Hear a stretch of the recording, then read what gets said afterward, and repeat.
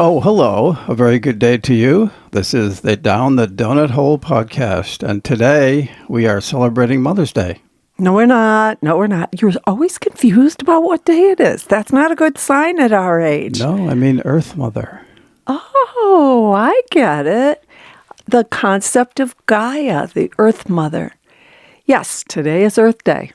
And do you know that the Earth Day concept started not very far from here, where we are in Florida, down in Tampa? Was that right? I didn't know that. Yes, way back in 1970. Yeah, I remember that. It was kind of a hippie thing in the 70s. I remember that much. Yes, and it has really, really gained traction, where nowadays people are looking for ways to celebrate as communities. I know at the moment it's not in vogue, and that in the interest of efficiency and that sort of thing, and getting rid of anything that's extraneous in our government, that's one of the key words that they've been looking at to remove. Climate change, climate, anything connected with climate and earth and that sort of thing. They're weeding those right out of government initiatives. Of course, you're going to have to deal with the political connection to everything, I suppose. Yes. And we should be over that by now, And I mean that in the long run, that, come on, we can see that our planet is heating up. Things are getting hotter. Like, for instance, where we are today, there's a possibility that the temperatures will be in the 90s. Mm-hmm. And this is just mid-April, Yeah. So that's not a good sign. And it isn't just an inconvenience. What it is it's changing the growth cycles for plants and also the laying cycles of certain birds, other insects. Everything's off balance, and balance is the key, as we keep saying. Yeah, absolutely. I will say that I think the whole concept of Earth Day has become very fun. When communities plan specific activities to get people out of the house. And for me, it was always very nice up north, because if you did anything outside after the long winter where you were caught in the home and the furnace is running and it gets stuffy, you really can't open up the windows on most days. And if you go outside, it's slippery and blah, blah, blah. But to dedicate a day to just doing something outdoors, to focus your attention more broadly than just on your little house. And for me, if I'm indoors, at almost any minute, I can look around me without even turning my head and see little chores that I should be doing, that are on my to-do list. And so they stare at me while I'm relaxing or trying to read or doing other things. And little stuff that's nothing major, but just little nagging things. And so I get to them on a rotation. But if I go outside, I'm not looking at those. And it does cause me to be more relaxed, I think. Oh, yeah. I think so, yeah. The colors, when they're starting to see some growth. In the north, it's just barely started. But there's a friend of mine sent me some pictures of snowdrops that are now up, and little grape hyacinths have poked through, and bloodroot, which used to grow along the path of a driveway of a house that we shared.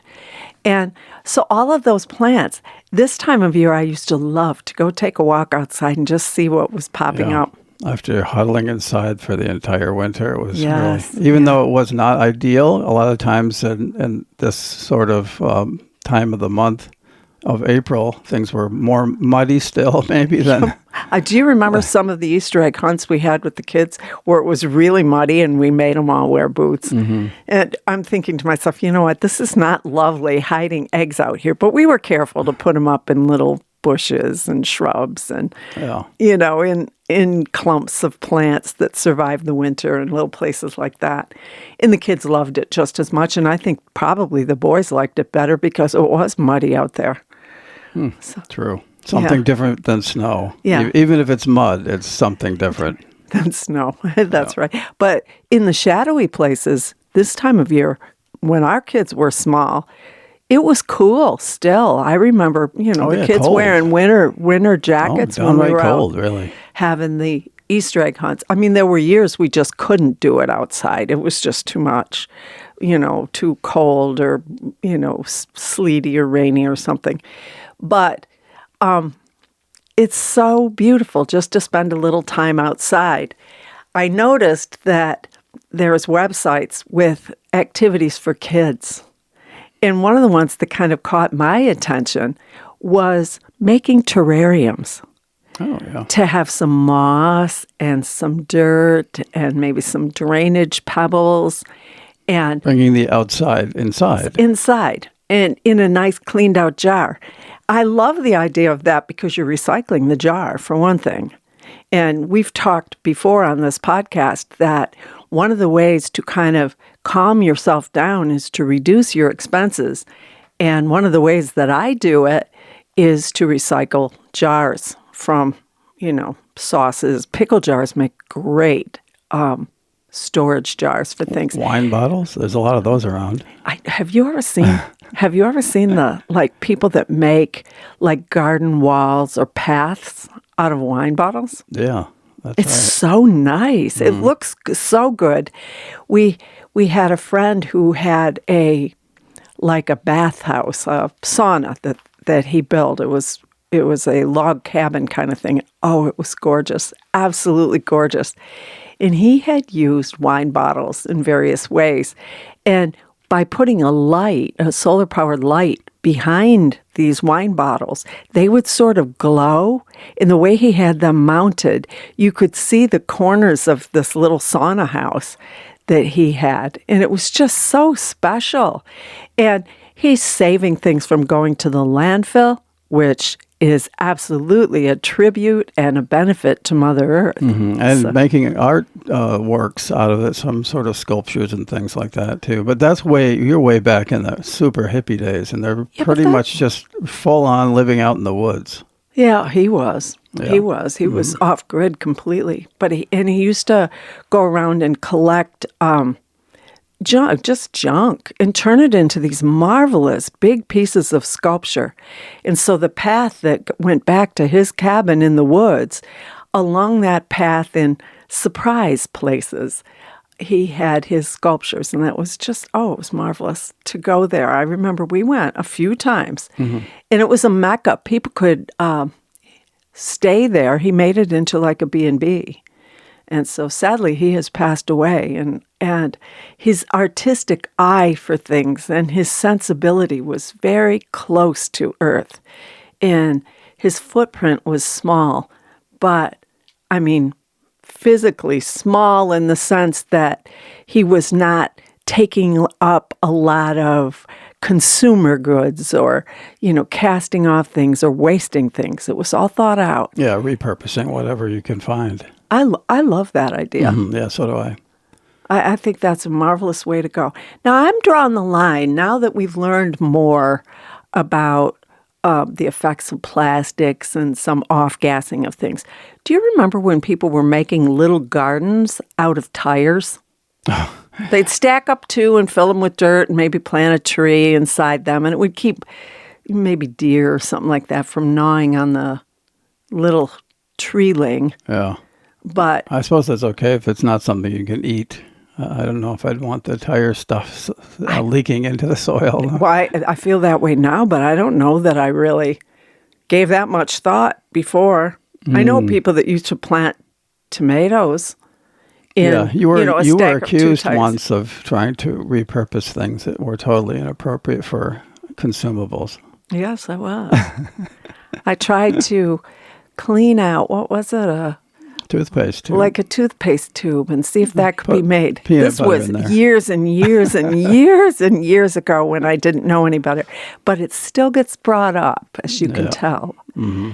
So repurposing that was a bad idea. Well, I had to make you aware of that. They did have such a thing that was specifically made for hikers and backpackers to load up peanut butter in a squeeze tube, but you didn't have to. How would I know that? I was not a hiker or a backpacker until I met you. You forgot that toothpaste is not meant to be swallowed or No, eaten. and it also took on kind of a minty thing, and that was not pleasant. So that was an experiment that failed. But I will say, and one of the things that I believe, especially when you're raising children, is let them try and experiment. Let them learn, even if it's a total failure. The hard It way. isn't.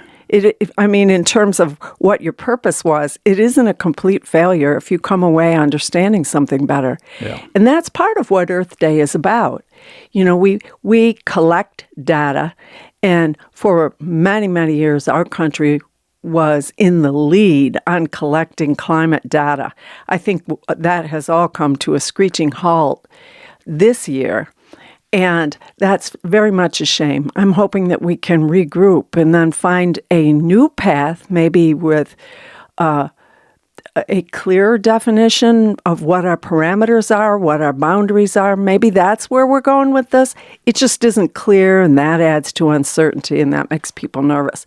But I worry about our countries having withdrawn from the Paris Climate Accords, because I don't know how you can be great again or ever if you are not listening to what the general consensus on this planet is. That's just it, because it's not a country thing. We all share the same planet. And my catchphrase, I guess, has become, we're all Earthlings.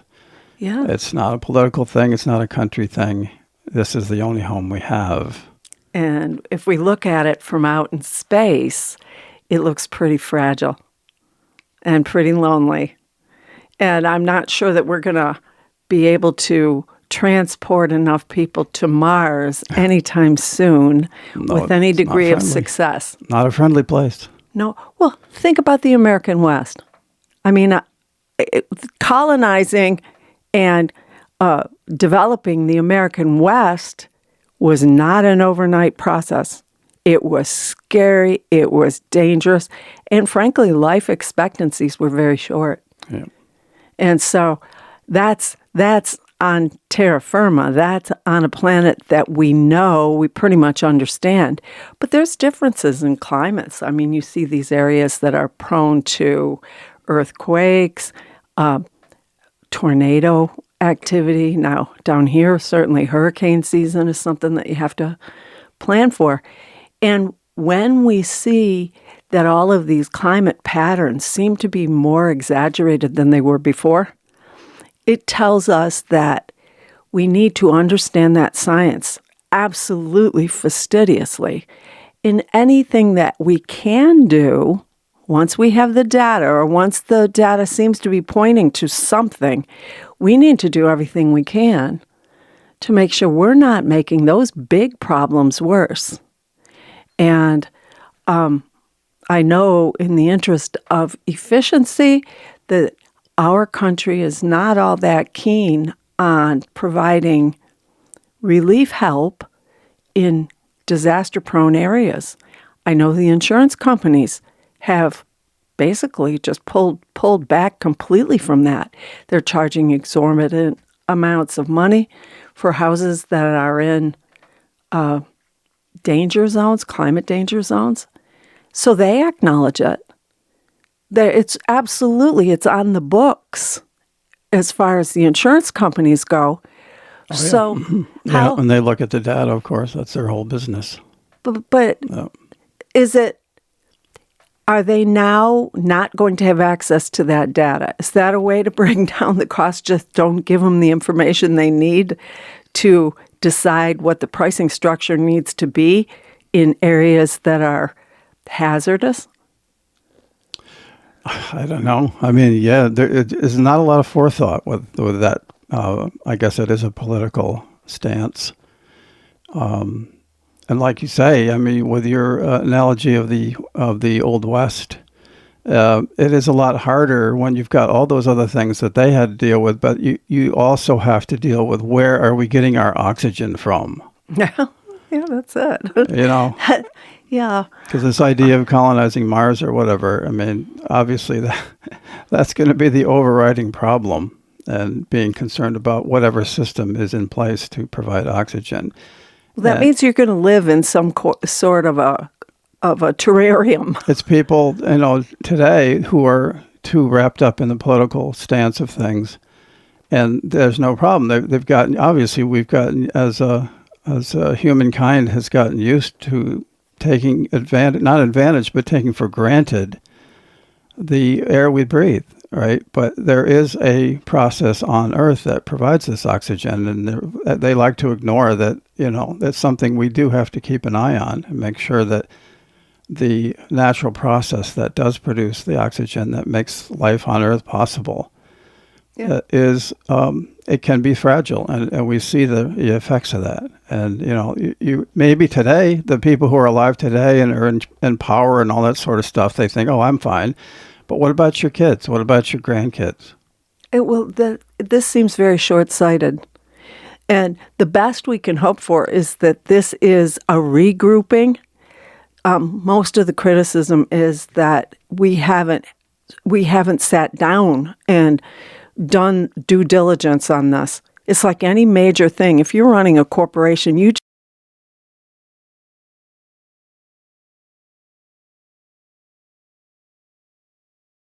just don't one day walk in and say, hey, we're not going to do stuff the way we've been doing it. We're going to institute these sweeping changes starting now. You don't do that. And so I'm hoping that this is just a breather and that we're going to relook at the data with the same vigilance that they did to seek out any climate-connected phraseology when they were making their determinations about what to cut.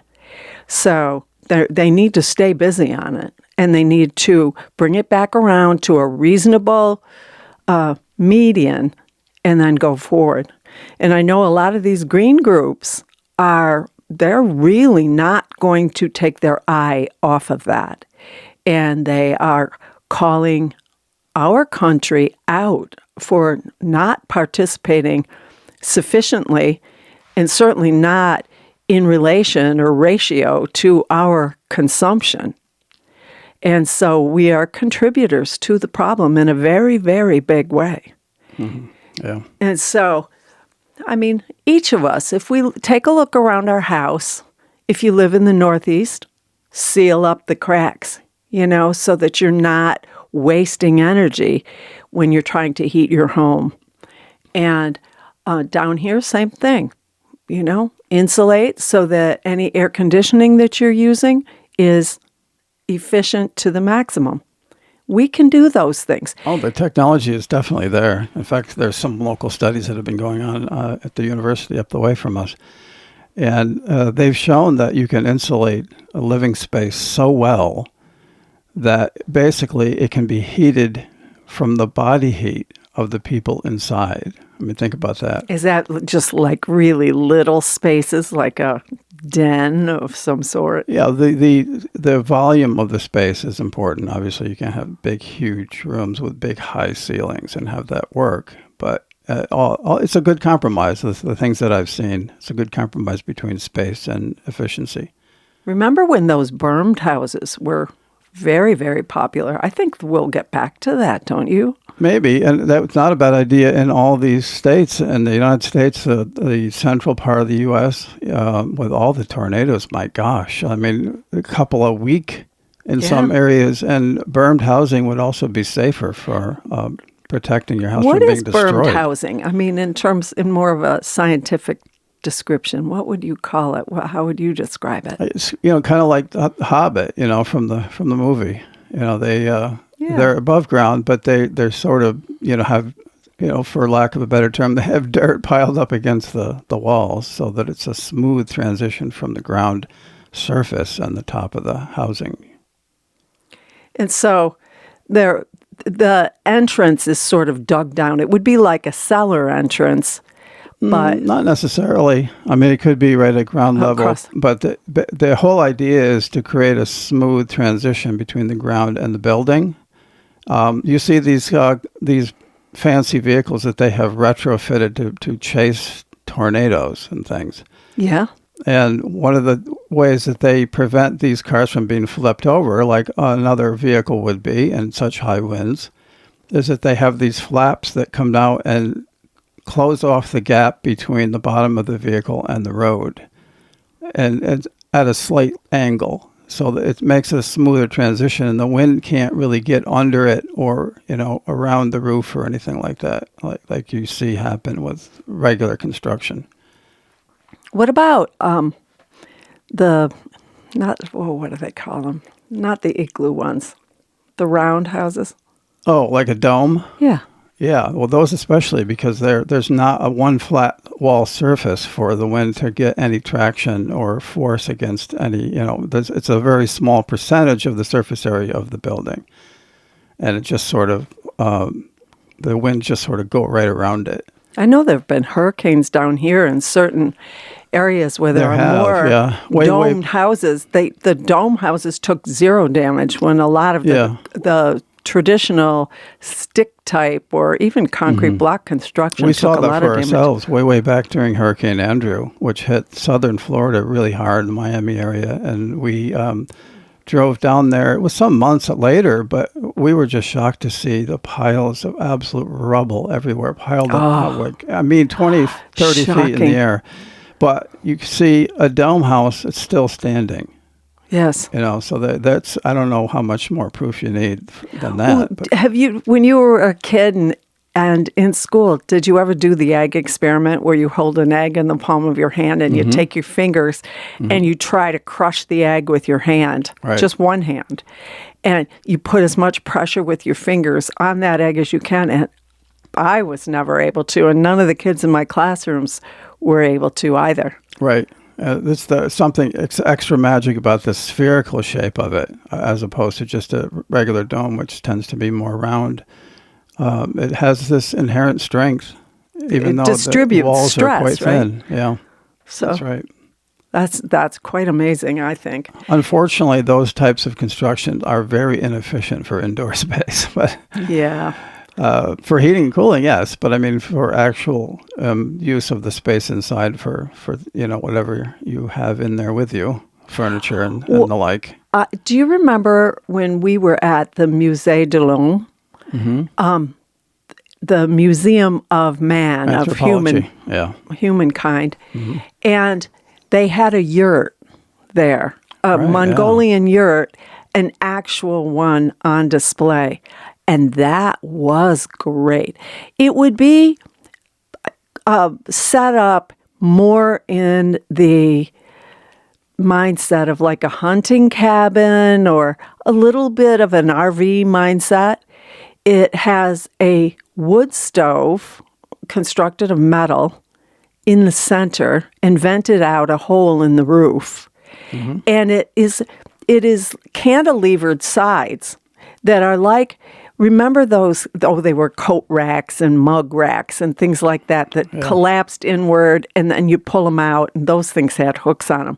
But the walls of these yurts were cantilevered like that so that they could be broken down and you could move them. Right. And the nomadic culture, and actually the display was not old. It was culturally modern. Yeah, so, but it was so attractive. The interior of that was painted a kind of a reddy orange, and there were flowers painted on it, so it was very pleasant to be there. It didn't seem stark, and it didn't seem windblown or deprived. It seemed quite comfortable. There was seating along the periphery, the circumference of the room, that were trunks, but very deeper, deep enough that you could lie on them, and padded on the top, and there were like furry blankets. And there was a cook surface where that stove was in the center, and there were some small stools and tables, all of which could be collapsed and moved. And those, I believe, are made of yak hide, the authentic ones, that are stretched over that cantilevered wooden frame. And Mongolia is a cold climate, and these are just as cozy as they can be. Yeah, definitely. That speaks to the efficiency of the heating situation in that kind of a space. Yes, I didn't pay attention to what they were doing, like for privy usage. I would expect that would have to be outdoors but not far away. And have you ever seen those places, like some of the cabins in Alaska, for instance, where the privy is out back? So if you need that during the night, out you go. Yeah. And I would be afraid of bears. Oh, well, that's what happens. They it's not pleasant to think about, but, there's food in there that hasn't been completely utilized, if you know what I mean. And they have been known to push over an outhouse. And sometimes, rarely, luckily, somebody in there. Oh, no. Using it at the time. Oh, no.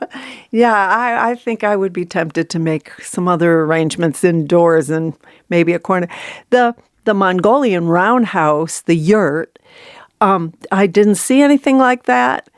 But, those are things that have to be dealt with when you are living close to the earth like that. Yeah, exactly.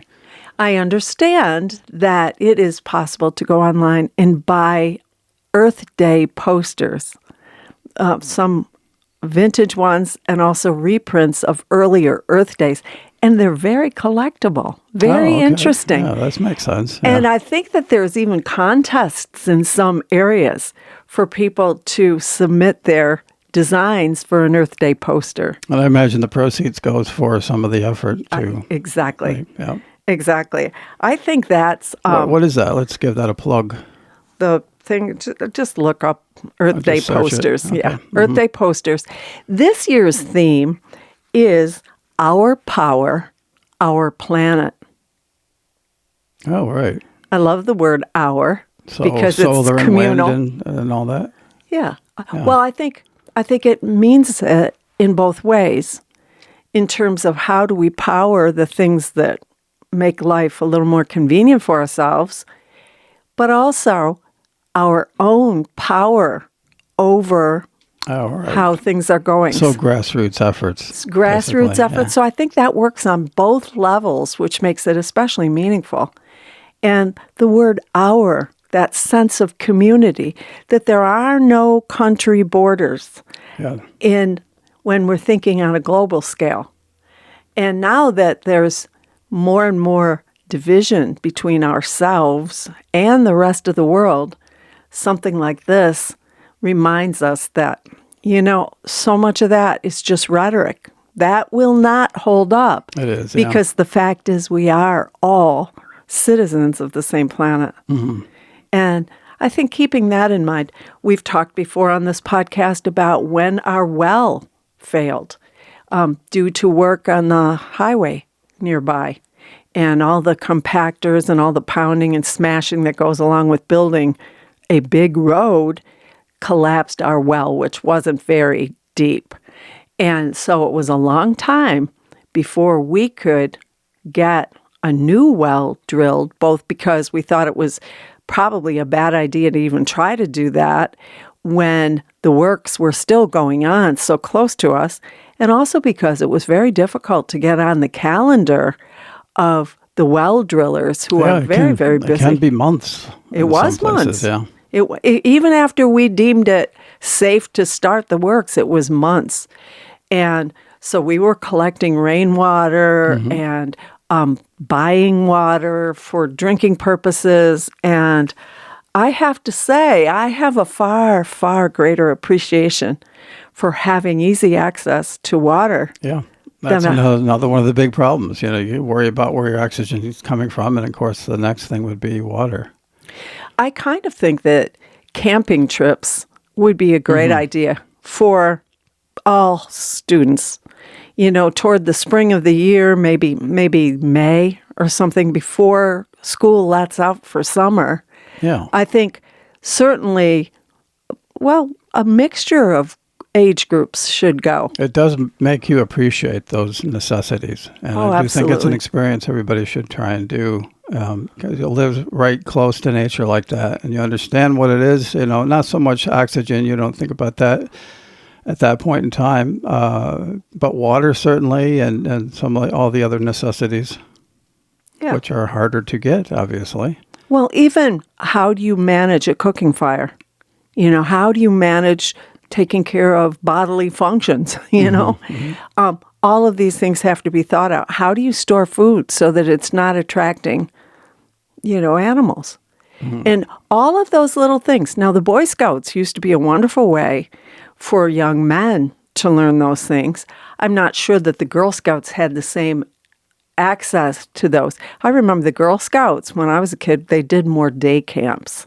The boys kind of got to do the overnight tent camping and that. And I know a lot of our family members learned so much on those trips, and they kept the kids busy. It wasn't just, there to go swimming. You got to go swimming, but you also had to do all the chores that are associated with living a more basic lifestyle.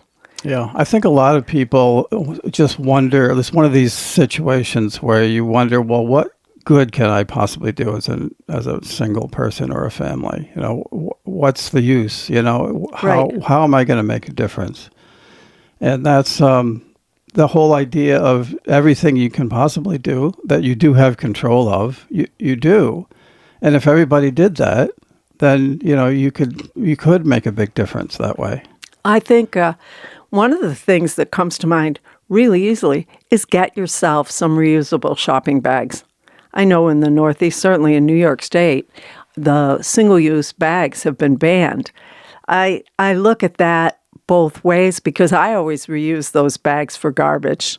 I could buy lighter-duty, cheaper garbage bags because I had the grocery sacks lining it for all intents and purposes, and I'd take the garbage and put it in the bin in the bigger sack, and then we would have to take it to the transfer station. And so I reused them. They were not blowing around. I often took them back to the store with me. I used them to store things off season. I'd gather up all the kids' hats, wash them up, dry them up, store them in grocery sacks for the next season. So I wasn't buying grocery bags. Now, when I'm in the Northeast, I notice that there are times that I just need extra store-bought garbage bags. Can you still get the paper grocery bags, or is that not a thing either? No, you can get them. I know in some of the big grocery chains and that up north, that's what you get is the paper ones. Do you have to pay for that, or are they still free? No, I think those are free. That's what to do. I like those, and they're fine unless whatever you have in them is wettish. If it's wettish, something that's going to sweat on the way home, a thing of ice cream or that. But they have those nice, it looks like a foil cloth lining the inside. And those are helpful. Or double bag, that helps too. But I'll tell you, when I'm up north, I have 2 little foldable backpacks that fit in their own pouch. And I have 4, they're like a ripstop cloth bags, and they're a decent size. A lot of the ones that you buy at the counter, unless you're only taking home 3 cans of soup and, a bag of apples, they're not big enough. So the ones that I have are a little more generous, which is both good and bad because we walk, and if you're carrying a big heavy bag like that, that gets old quick, especially on hilly terrains. But the backpack ones, I'm very fond of. You like them better too. Mm-hmm. Oh yeah, definitely. So you load those up, and if it's on your back, you don't really feel it. So we put usually the heavier stuff on our backs and then carry the lighter stuff, and it doesn't matter as much. But I travel with those bags. I take them with me wherever I go. Yeah, and I can put one on the front. It sort of balances you out, actually. Yes. Better than having double weight on your back and you have some weight on the front. It does seem lighter somehow. Yeah, it really does. It really does. So that's a small thing that we can use. I saw in my perusal of the internet last night, in association with Earth Day activities, they were talking about how to take and make a bag, a grocery bag essentially, out of an old T-shirt. And I thought, gosh, that's a pretty great idea. Yeah. Sew up all the holes. Voila. Yeah. Even I could figure that one out. It wouldn't look very good, though. Well, you know what? You should try. That would be a great way to use a shirt that maybe is a little bit not attractive anymore. An old rock and roll T-shirt, maybe. Yeah, an old rock and roll T-shirt. There you go.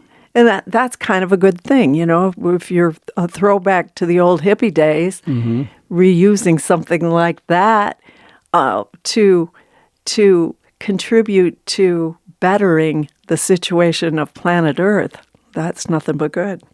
Yeah, exactly. I like to travel. We travel with a little small solar panel too. Even if you're in a place right here, when we're at home, even obviously we can plug something into the outlet. But I like to also use the little solar panel to charge my phone.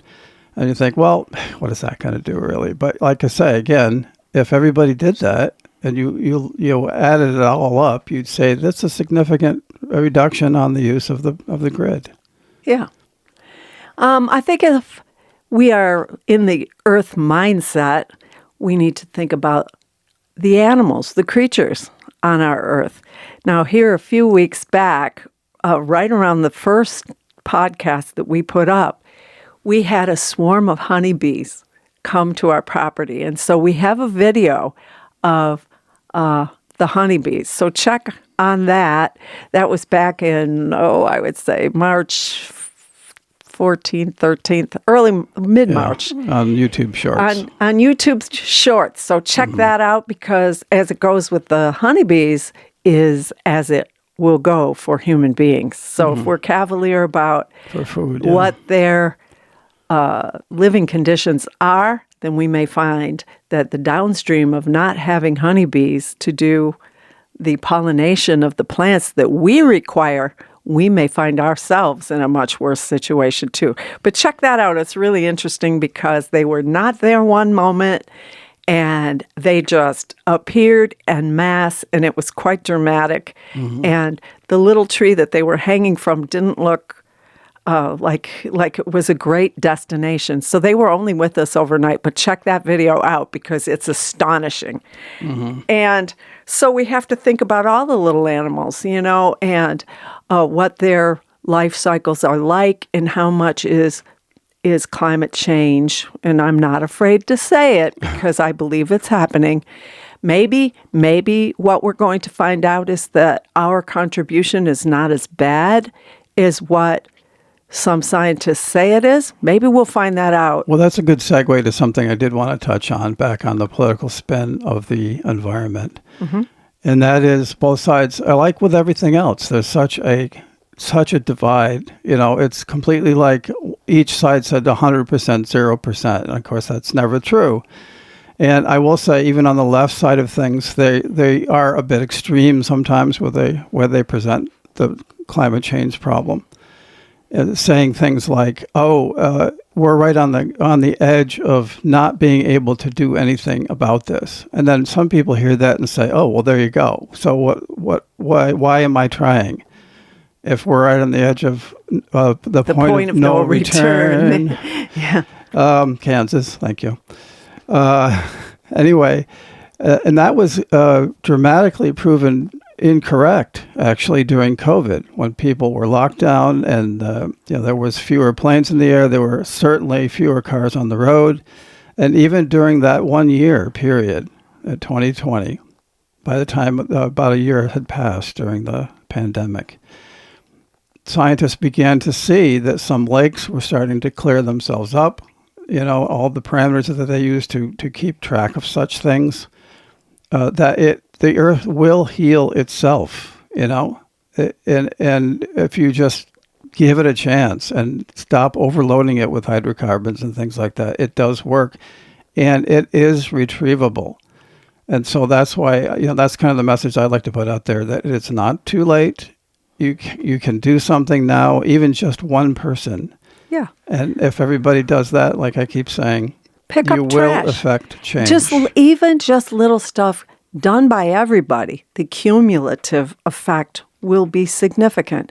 So go in your own little community, pick up the junk that's blowing around, you know, unclog storm drains, do those things as you're walking along. Walk. It doesn't need to be How about the problem that we deal. keep noticing about people not walking when it's clearly close enough for you to walk, and they get in their car anyway and drive there? A city block to the store. Yeah. Well, some people just physically can't carry stuff back. Well, I understand that, but in the case where you're just going, if you're that close to something where you can purchase some basic thing or whatever, you don't need to get a lot of stuff at any one time. You can just walk. Oh, I forgot so and so. Oh, no problem. I'll just walk back up there because it's not that far away. Walk tomorrow.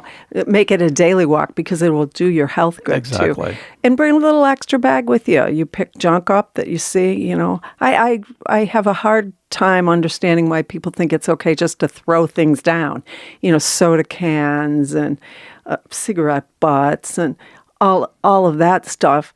And you think to yourself, hey, we all live here. Let's tidy up a bit and educate yourself. I think education is so important because you will learn new ways, that things that we just do without even thinking about it, the impact that they actually have on our home planet.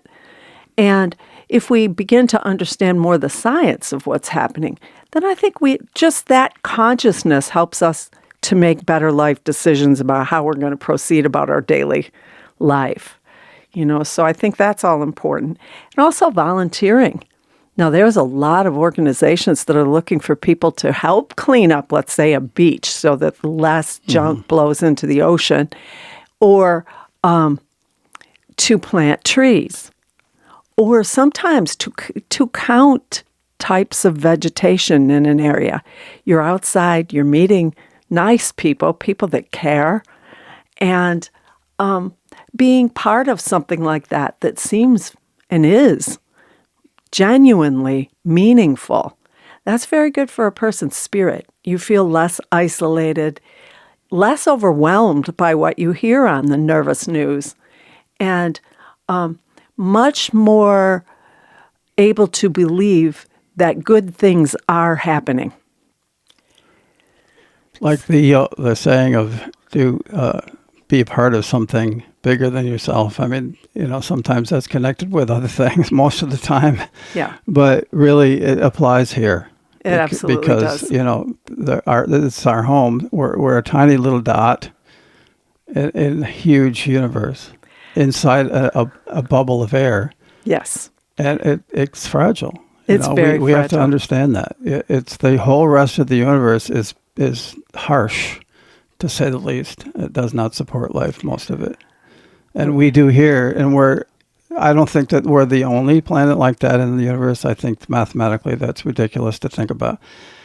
But as far as we know, we don't have any proof of anything else. And that makes the Earth that much more of a gem. It's just it's a rare diamond in the rough, maybe, but it's special. It truly is. Mother Earth is special. Yes. And we need to be nicer to our mother. Yes. Everybody needs to be nicer to their mother. That's true. Anyway, I'm pretty lucky. My kids are pretty good to me. I will say, we're almost out of time again. It is Earth Day. It's your responsibility to find something that you can do to reuse, repurpose, to maintain, to educate. And I think more important than any of it is just enjoy. Enjoy being out in nature. Yeah. Smell the roses and walk whenever you can. Yeah. And it's not political. It's not. No. And it should not be, and don't let anybody convince you that it is. And hold everybody to account on that. Do it, whatever you do. Because we all got to live here for the long haul. If not for yourself, do what you can for your children, your grandchildren, your great-grandchildren. You get the idea. Well, the best thing you can do is teach them how to be good citizens of planet Earth. And with that, I'll say, count your blessings, for there are many.